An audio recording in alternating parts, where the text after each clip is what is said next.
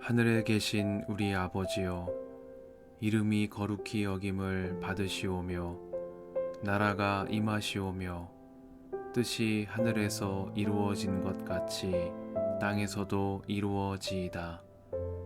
오늘 우리에게 일용할 양식을 주시옵고 우리가 우리에게 죄 지은 자를 사하여 준 것 같이 우리 죄를 사하여 주시옵고 우리를 시험에 들게 하지 마시옵고 다만 악에서 구하시옵소서. 나라와 권세와 영광이 아버지께 영원히 있사옵나이다. 아멘.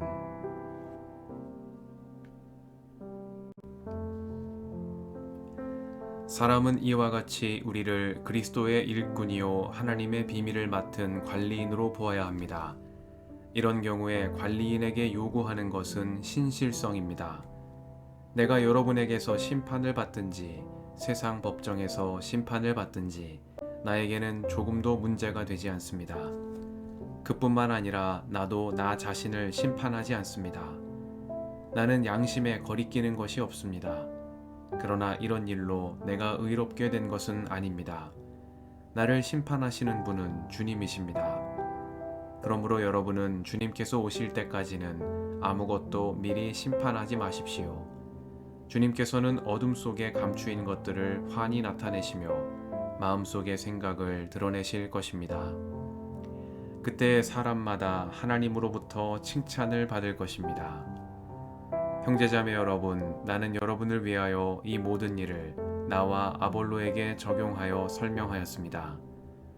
그것은 기록된 말씀의 범위를 벗어나지 말라는 격언의 뜻을 여러분이 우리에게 배워서 어느 한 편을 편들어 다른 편을 얕보면서 뽐내지 않도록 하려는 것입니다. 누가 그대를 별다르게 보아줍니까? 그대가 가지고 있는 것 가운데서 받아서 가지지 않은 것이 무엇이 있습니까? 모두가 받은 것이라면 왜 받지 않은 것처럼 자랑합니까? 여러분은 벌써 배가 불렀습니다. 벌써 부자가 되었습니다. 우리를 제쳐놓고 왕이나 된 듯이 행세하였습니다. 여러분이 진정 왕처럼 되었으면 좋겠습니다. 그렇게 하여 우리도 여러분과 함께 왕 노릇하게 되면 좋겠습니다.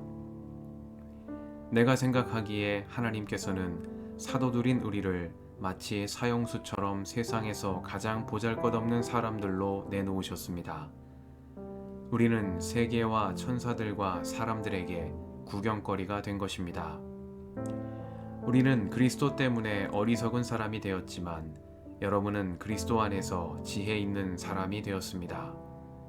우리는 약하나 여러분은 강합니다. 여러분은 영광을 누리고 있으나 우리는 천대를 받고 있습니다. 우리는 바로 이 시각까지도 줄이고 목마르고 헐벗고 얻어맞고 정처 없이 떠돌아다닙니다. 우리는 우리 손으로 일을 하면서 고된 노동을 합니다. 우리는 욕을 먹으면 도리어 축복하여 주고 박해를 받으면 참고 비방을 받으면 좋은 말로 응답합니다. 우리는 이 세상에 쓰레기처럼 되고 이제까지 만물의 찌꺼기처럼 되었습니다. 내가 이런 말을 쓰는 것은 여러분을 부끄럽게 하려는 것이 아니라 나의 사랑하는 자녀들같이 훈계하려는 것입니다. 그리스도 안에서 여러분에게는 1만 명의 스승이 있을지 몰라도 아버지는 여럿이 있을 수 없습니다. 그리스도 예수 안에서 복음으로 내가 여러분을 낳았습니다. 그러므로 나는 여러분에게 권합니다. 여러분은 나를 본받는 사람이 되십시오. 이 일 때문에 나는 디모데를 여러분에게 보냈습니다. 그는 주님 안에서 얻은 나의 사랑하는 신실한 아들입니다. 그는 그리스도 예수 안에서 행하는 나의 생활 방식을 여러분에게 되새겨 줄 것입니다. 어디에서나 모든 교회에서 내가 가르치는 그대로 말입니다. 그런데 여러분 가운데는 내가 여러분에게로 가지 못하리라고 생각하여 교만해진 사람이 덜어 있습니다. 주님께서 허락하시면 내가 속히 여러분에게로 가서 그 교만해진 사람들의 말이 아니라 능력을 알아보겠습니다. 하나님 나라는 말에 있지 아니하고 능력에 있습니다. 여러분은 무엇을 원합니까? 내가 채찍을 들고 여러분에게로 가는 것이 좋겠습니까? 그렇지 않으면 사랑과 온유한 마음을 가지고 가는 것이 좋겠습니까?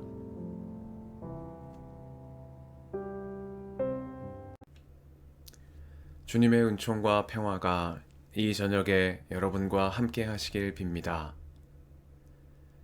그러므로 여러분은 주님께서 오실 때까지는 아무것도 미리 심판하지 마십시오. 주님께서는 어둠 속에 감추인 것들을 환히 나타내시며 마음속의 생각을 드러내실 것입니다. 그때의 사람마다 하나님으로부터 칭찬을 받을 것입니다. 말씀 앞에서 성령의 인도하심과 지혜를 구합니다.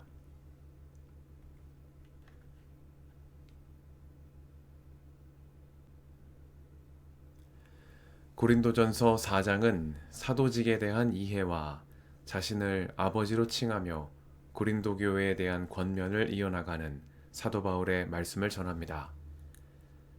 바울은 고린도 교회가 바울 편과 아볼로 편과 게바 편 등으로 무리를 지어 다투는 가운데 사도직의 본질이 무엇인지를 밝히며 복음으로 그들을 낳은 아버지의 권위로서 자기 판단의 한계에 갇혀 있는 고린도 교회 성도들의 교만과 허위의식을 책망하는 말씀을 이어갑니다.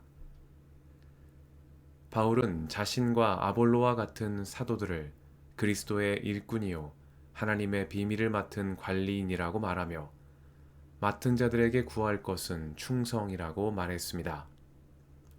사도들을 판단하는 기준은 고린도 사람들이 중시하는 세상의 지혜에 따를 것이 아니요 그리스도의 일꾼이자 하나님의 비밀을 맡은 자로서의 책임에 얼마나 신실한 사람인가, 얼마나 충성된 종인가 하는 데에 있다는 말씀이겠습니다. 그리하여 바울은 주님께서 오실 때까지는 아무것도 미리 심판하지 말라고 권면합니다. 고린도 교회 성도들의 인간적인 판단이 불러온 다툼과 분열이라는 한계를 겨냥한 사도 바울의 권면입니다. 그러나 이 권면은 성도들에게 아무 판단도 내리지 말라는 말씀은 아닙니다.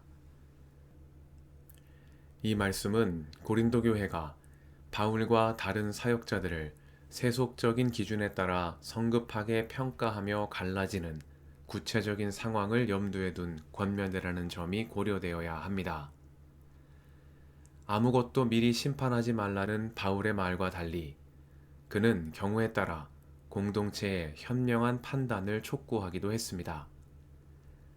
이어지는 5장에서 바울은 음행에 대한 판단을 요구했고 6장에서는 세상 법정에 나가 다투기 전에 성도들 앞에서 문제를 해결할 것을 촉구하기도 했습니다. 아무것도 판단하지 말라는 사도 바울의 말씀을 모든 상황에 기계적으로 적용되는 보편윤리로 삼을 수 없는 이유입니다.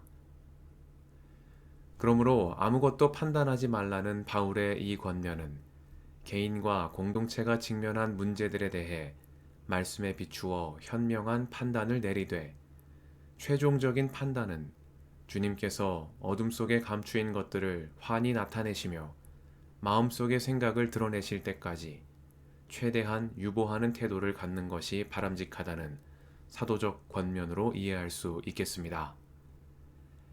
다시 말해 바울은 공동체의 필요에 따라 현명한 판단을 내리도록 힘쓰되 인간적인 판단이 불러올 수밖에 없는 한계를 인정하며 최종적인 판단은 주님이 오실 때까지 미루는 성숙한 신앙인의 윤리적 태도가 필요하다고 공동체에 요구하고 있는 것입니다. 이러한 바울의 권면은 오늘날 고린도 교회의 상황과 같은 갈등과 분열의 시대를 살아가고 있는 우리 모든 그리스도인들에게 요구되는 신앙인의 윤리적 태도이기도 하겠습니다. 특히 개인의 양심의 자유를 공동체의 권위와 질서보다 앞세워온 근대 정신의 개척자인 우리 개신교인들이 숙고해 보아야 할 말씀이라고 하겠습니다.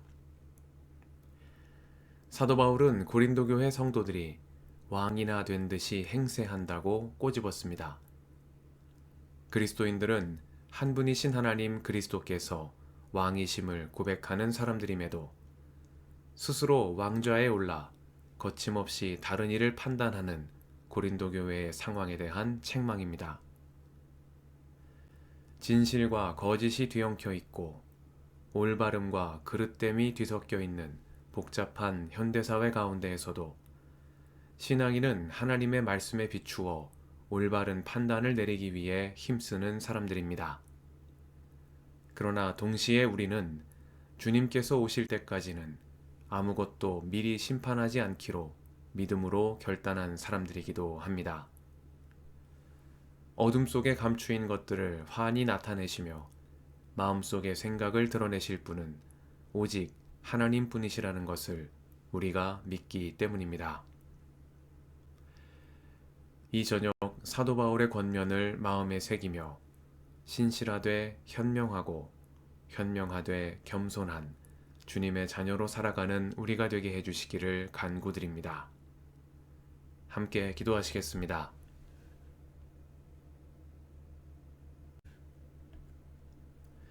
주님, 오늘도 이 저녁을 허락하시니 감사합니다.